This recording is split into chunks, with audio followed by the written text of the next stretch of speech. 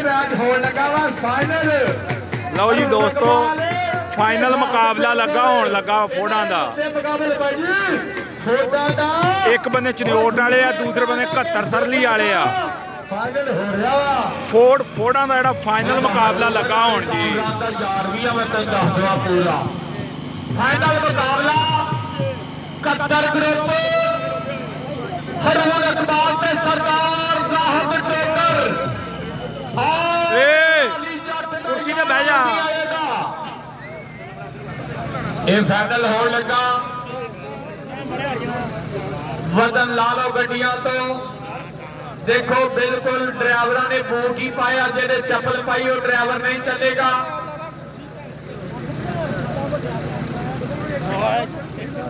माना जट मैं कहना चाहती है उधर अरसल फार्म वाला चोरी वहां साहब तशरीफ लाए। वेलकम भाजी फाइनल मैच चाचा मोटिया हो लगा शुरू। चाचा यूरिया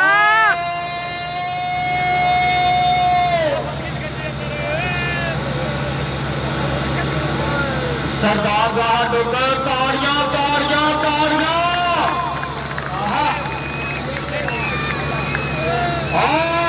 बल्ले बल्ले बल्ले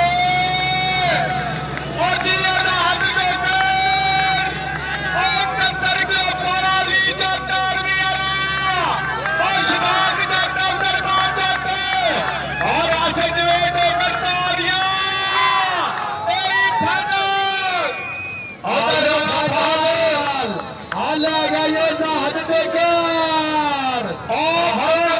बैठा राणा फहद बजा लै रहा पूरा।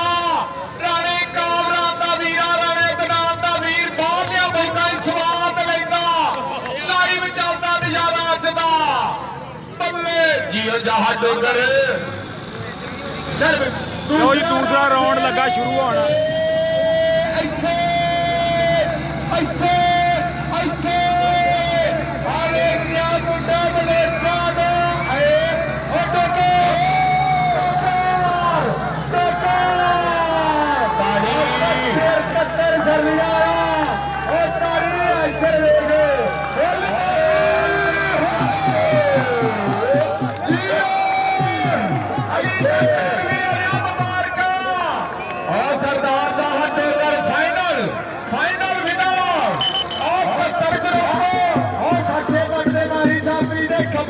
खड़ी की मुंडे ने और जित गया जो भाई फाइनल